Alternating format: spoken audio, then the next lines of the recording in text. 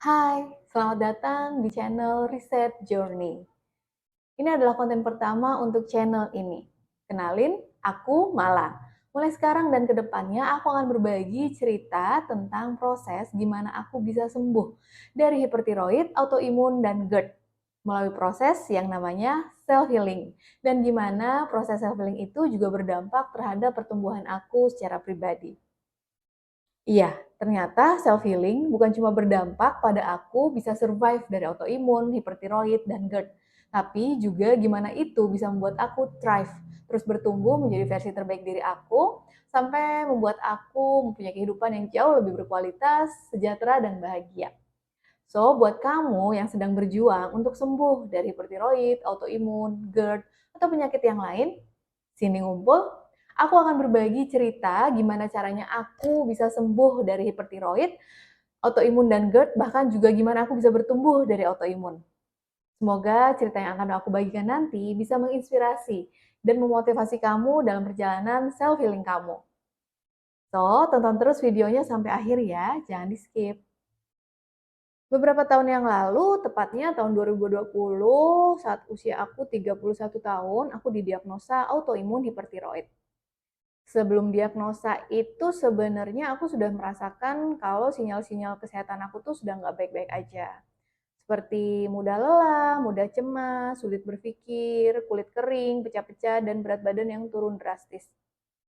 Tapi tentu aja aku mengabaikan sinyal-sinyal itu. Sampai suatu hari aku ngerasa badan aku tuh rasanya lemas banget, meriang, menggigil. Aku ngerasa kedinginan tapi juga kegerahan gitu.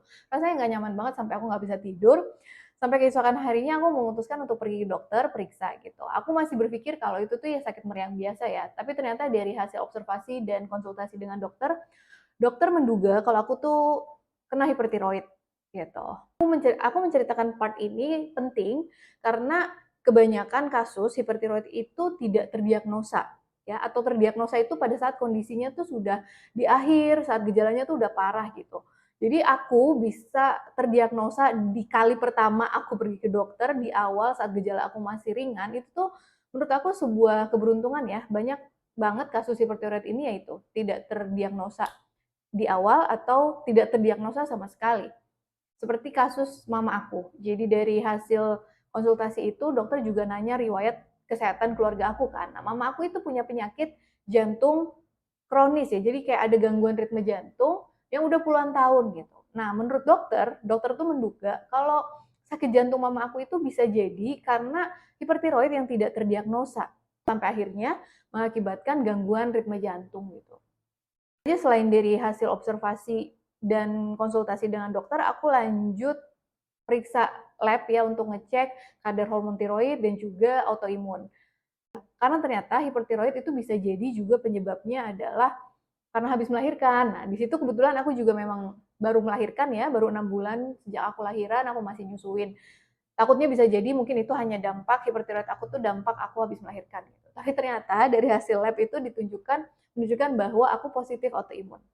Tapi sebenarnya bikin aku ngerasa shock dan drop juga ya. Aduh, kok bisa autoimun ya? Karena ternyata kalau penyebab hipertiroid itu bukan autoimun, ya masih bisa sembuh.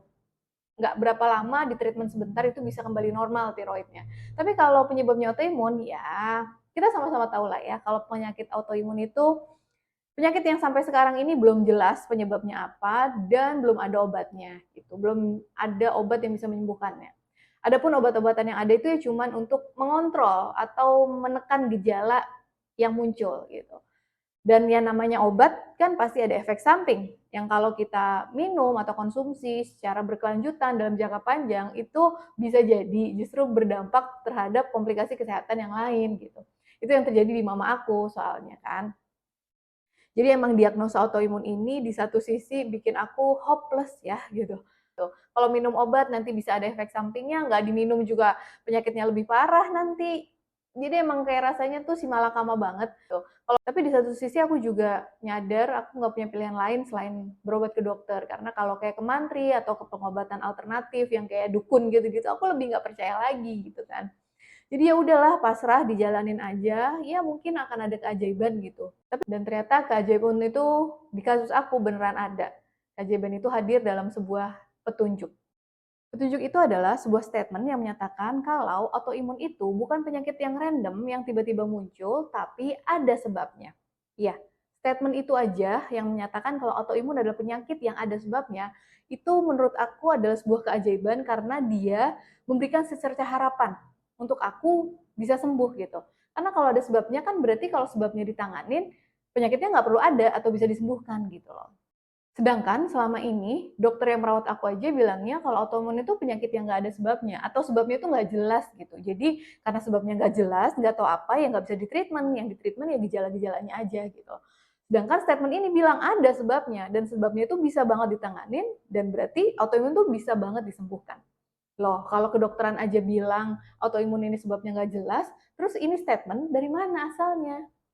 Oke, jadi statement itu berasal dari kedokteran holistik atau biasa disebut functional medicine di barat ya. Jadi menurut kedokteran holistik, autoimun itu disebabkan oleh kondisi yang disebut leaky gut. Apa itu leaky gut? Leaky gut adalah inflamasi akut yang terjadi di permukaan usus yang menyebabkan permukaan usus rusak sehingga permeabilitas usus menjadi terganggu. Akhirnya yang keluar dari usus dan masuk ke darah bukan cuma nutrisi yang memang dibutuhkan tubuh, tapi juga molekul-molekul makanan dalam bentuk yang tidak bisa diserap oleh sel tubuh kita. Untuk lebih detailnya, kalian boleh baca-baca ya, cari lagi info lebih detail tentang apa itu leaky gut. Nah, jadi kenapa kondisi leaky gut itu bisa menyebabkan autoimun? Karena tadi ada molekul-molekul yang terbawa oleh darah kita ke seluruh tubuh dan di mana molekul-molekul itu kan tidak bisa terserap oleh sel tubuh kita. Nah, molekul-molekul itu dianggap sebagai benda asing oleh sel imun. Nah, ketika molekul asing ini menempel di sel tubuh kita, maka sel tubuh kita akan diserang oleh imun kita. Jadi seolah-olah sel imun kita menyerang sel tubuh kita. Padahal ya karena memang ada zat asing yang menempel di sel tubuh kita. Nah, disitulah kalau sel di organ kelenjar tiroid kita yang kena, akhirnya kelenjar tiroid kita jadi error, jadi inflamasi, error, dan akhirnya menyebabkan gejala autoimun hipertiroid.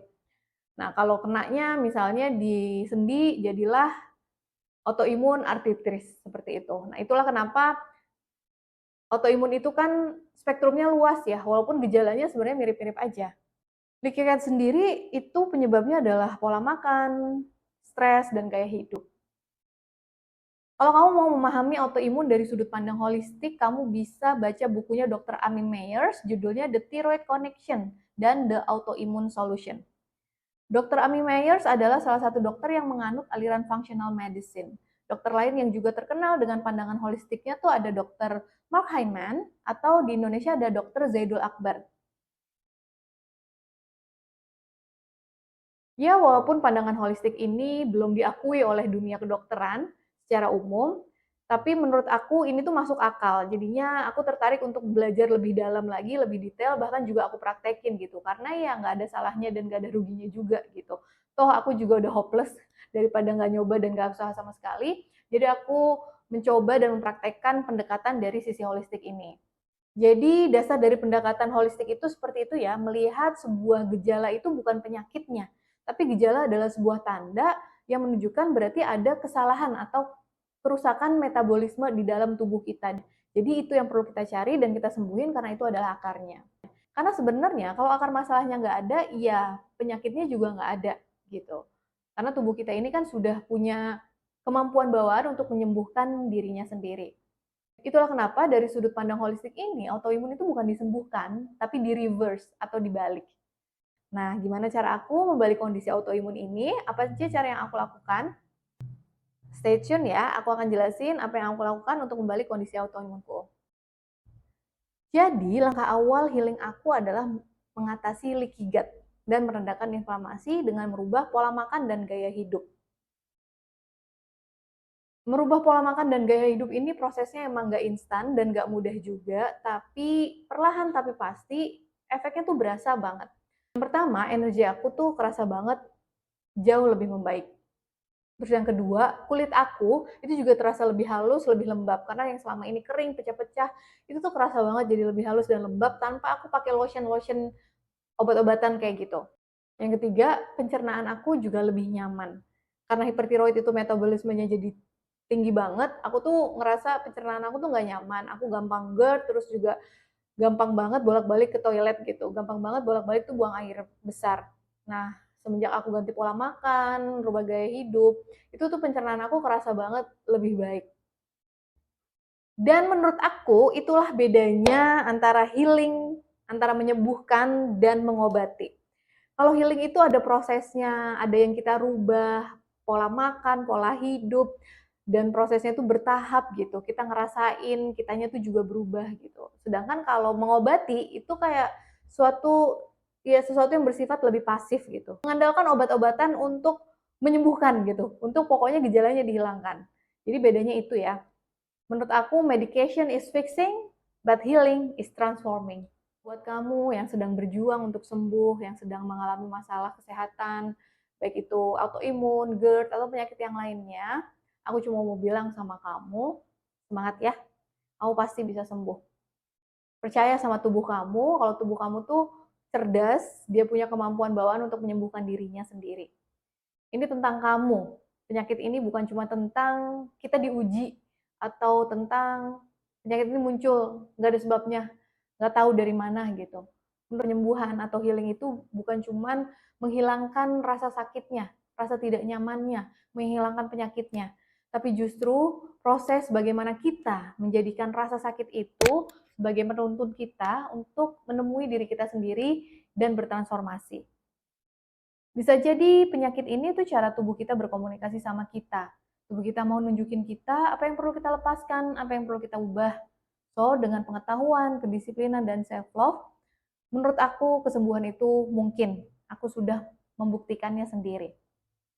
Dan aku di sini untuk berbagi ceritaku dengan kamu dan menuntun kamu buat kamu percaya kalau kamu juga bisa sembuh. Menuntun kamu untuk menemukan jalan penyembuhan kamu sendiri. Untuk sekarang cukup dulu cerita aku. Terima kasih sudah mendengarkan. Jangan lupa untuk like, subscribe, dan share video ini ke orang-orang yang mungkin juga sedang berjuang dalam proses kesembuhannya. Sampai jumpa di video selanjutnya, di mana aku akan bahas lebih dalam lagi langkah-langkah dalam self-healing yang aku lakukan. Semangat and keep on believing. Bye!